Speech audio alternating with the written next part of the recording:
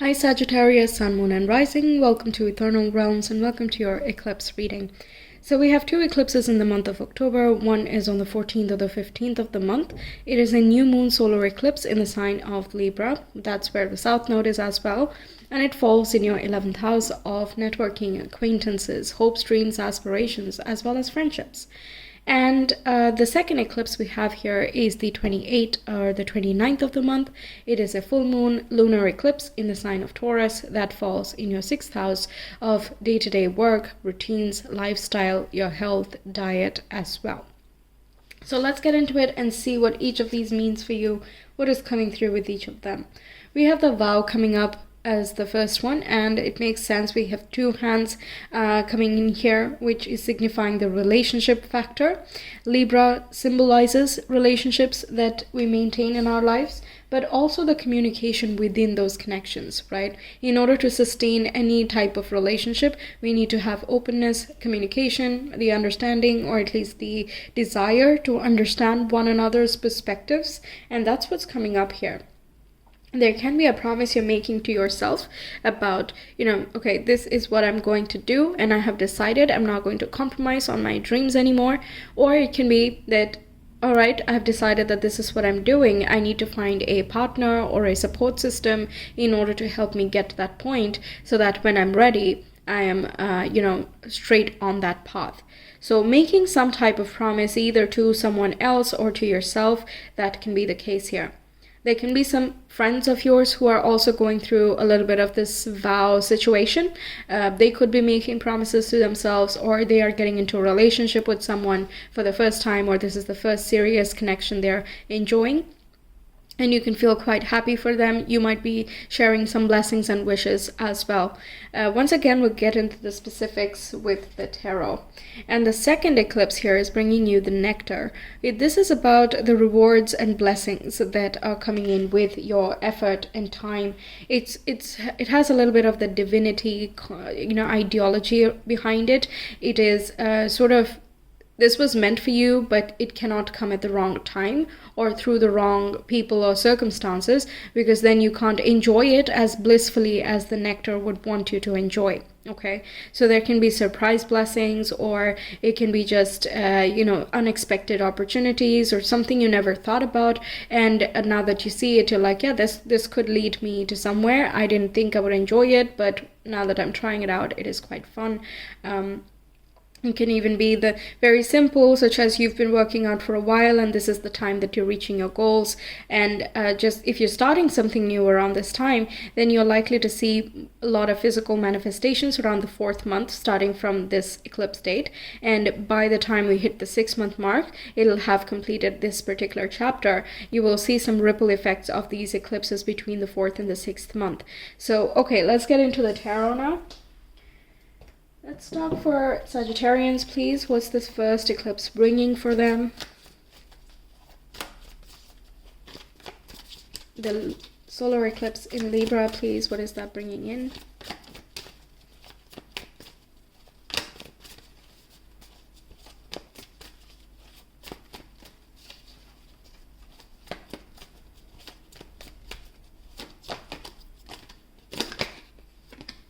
Okay. Let me just put them together. And all right, the second eclipse, what is that bringing in for Sagittarians, please? I love that the color is matching up of these two cards. That's interesting. I always love it when in different decks the colors or the messages or certain symbolism match up. It's always quite, even if they did not work together on the project, it's just quite interesting how synchronicities work. All right, so we have these cards out already. They just came out face up, so I'm just going to leave it like that. But we'll first talk about the first eclipse, and then we'll get into interpreting that one. So we have Page of Wands coming up first. Also the colors matching up again. We have the 7 of Pentacles. Once again, colors matching up, lots of yellow going on over here. And makes sense, solar eclipse is mostly about the sun, which is yellow. Then we have Queen of Cups, water element, Cancer, Pisces, and Scorpio. You could have your sun, moon, or rising in this zodiac. If so, check that video out as well, because it can give you some more additional information. We also have the Two of Cups, which talks about that vow and collaboration, connectedness feeling that we were getting with that initial message. So this here indicates that you're in alignment and you're moving towards your goals and your direction of fulfillment. Okay, so this can be this burst of energy that comes around at this time, but you're able to channel this energy. It has a good balance of, here, this is the pop of excitement, and now I'll show you how to ground it and make it, more realistic. So let's say, for example, you get an opportunity to go on an adventure, which is quite exciting for you, but then as you go towards that, you also see that you could be a tour guide in that particular adventure. You could be the one who trains people because you have more experience and you understand the flaws and kind of where people get nervous generally, and you can prepare others for the challenges up ahead. That is one example, right? Now, the Queen of Cups is very compassionate. It can be that either you are connecting with someone who is a water zodiac, or you are the one who contains this energy in yourself, and you are exhibiting this, guidance side of you, who is quite sympathetic, empathetic, compassionate. Also, I'm sensing that your intuition is going to be quite high around this time, but you are more likely to feel this in terms of, practical intuition, such as knowing where to look rather than just sensing something or, just a feeling, right? You can also realize that in action.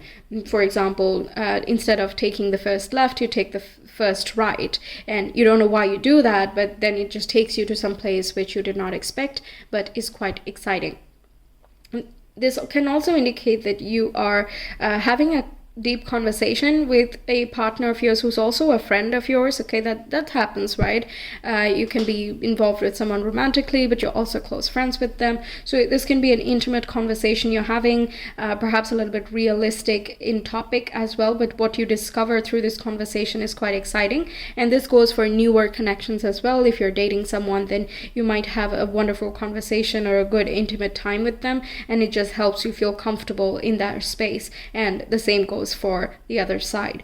Now, Page of Wands can talk about flirtatious energy as well. So this seems as though forming a connection, flirting and having good chemistry going on, and then slowly moving towards growing the connection and just broadening the foundation essentially.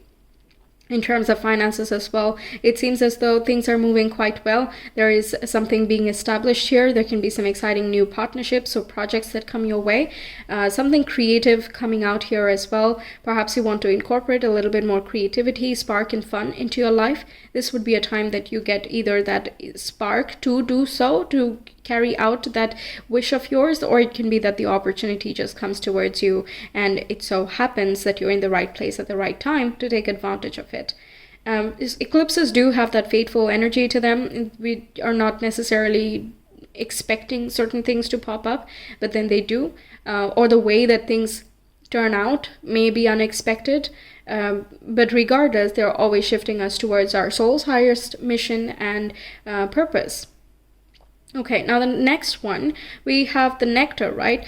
Queen of Wands, Knight of Wands, Temperance, and the Queen of Swords. Now, the Temperance, I feel, is so closely associated with Sagittarius in itself. It's flexible, just as you are, that mutable energy is there, but it's quite wise and looks at the broader perspective, just as Sagittarius represents. So you're looking at multiple sides of the same story.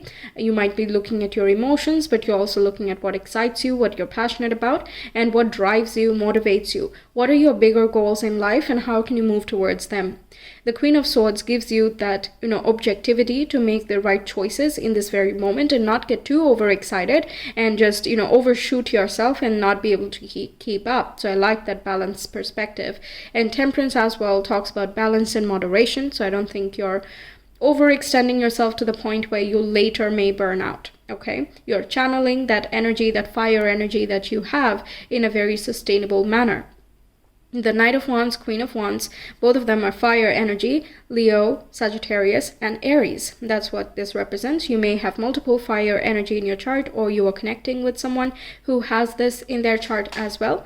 Now, the Queen of Wands can again be quite inspiring and inspirational leader. When they step into a room, they light up the room and everybody can feel comfortable around their vibe. They're happy-go-lucky, they're adventurous, but they can also be, sit down and have a conversation type of social. They don't need too much to be excited. They're passionate in general, and their aura is quite contagious. So it can be you exuding this type of vibration, and others are feeling comfortable to come to you for advice or guidance, or whatever the case is. It just also shows that you're doing really good at work in your life. You're feeling proud of yourself, you're doing great, and you're progressing faster than you were thinking. But at the same time, you know what has gone into making this progress happen. You have already spent your time and effort, energy. You've done your due diligence. You've been balanced. You've been trying to balance your life even better, improve your lifestyle overall, upgrade your living, upgrade your family, whatever your priorities are. And you're just noticing that, yes, what you have been doing is showing the results, and that's quite exciting. It gives you that further boost of encouragement and motivation to keep on going. Now, the Knight of Wands can indicate that there are some travel plans in the horizon. I don't think it's here yet, but you might be aware that you could be going on a vacation, an adventure, some type of social event as well, and you could be booking certain flight tickets, or you're booking it in your calendar to make sure that you're there in the right place at the right time. Now, the Queen of Swords can also indicate that there can be some communication coming through, which was long overdue. Perhaps you've made an application, you didn't hear anything back, and this would be the time where things go forward. And again, you're quite excited at the opportunity to take things ahead.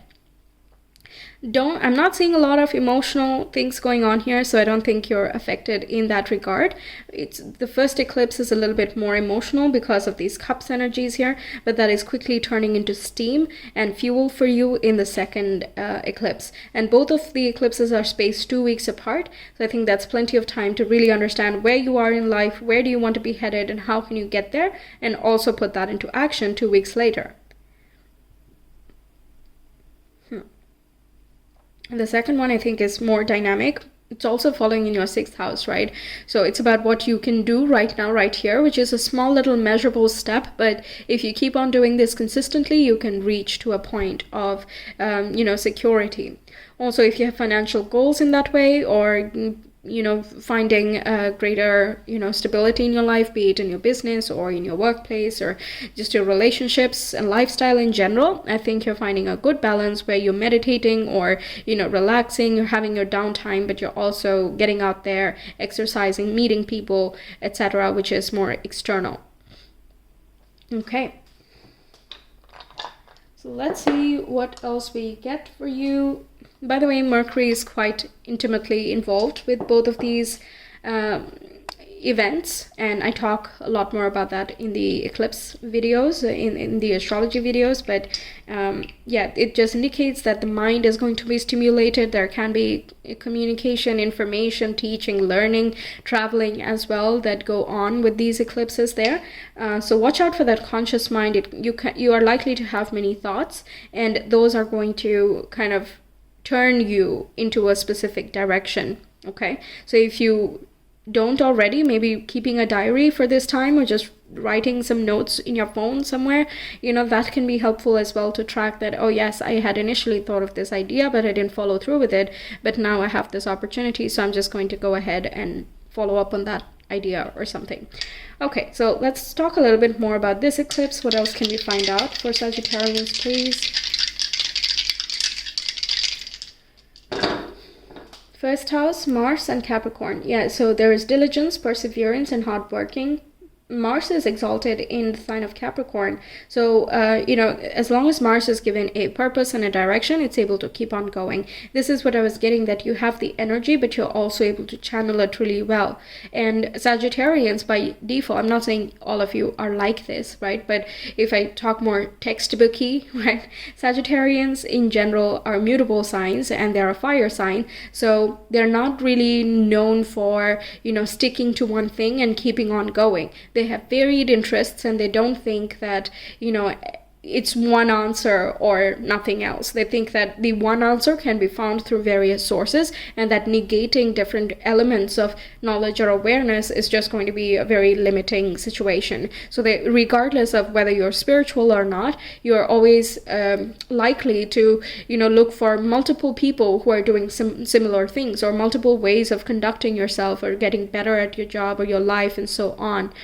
So when Mars gets into a cardinal sign instead of a mutable sign, it's best able to channel, because Mars itself is a cardinal energy. Now, cardinal energies, they are self-starters, and they are oriented towards a specific purpose or a goal. And once their eyes are locked, they are able to keep on going. Capricorn is a slow and steady sign. It's an earth sign, so it values stability and security, sustenance a lot. So it is going to ensure that whatever it establishes, it is able to ensure that the quality is maintained moving from that point on. It gives it an incredible work ethic, and it really helps. Everybody has Capricorn in their charts, so wherever it sits, you're likely to experience that maybe the journey, the going is slower in the beginning. You have to do a lot of groundwork, but once it starts moving on, you know what you do, you know what you're worth, and yes, it brings you success and legacy as well.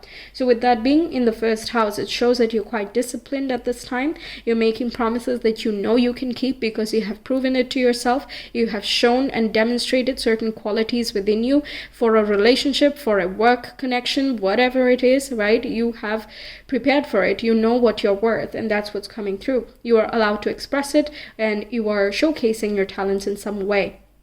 If you're going for a presentation or for a date, first date, for example, you're making a good first impression, and you can get into the running of some type of contract in the future. And in terms of a love connection, this can potentially develop into something deeper. The Two of Cups talks about soulmate energy, so definitely there is an opening in that area if you're looking for someone. Next eclipse, please. Fourth house, Gemini and Neptune.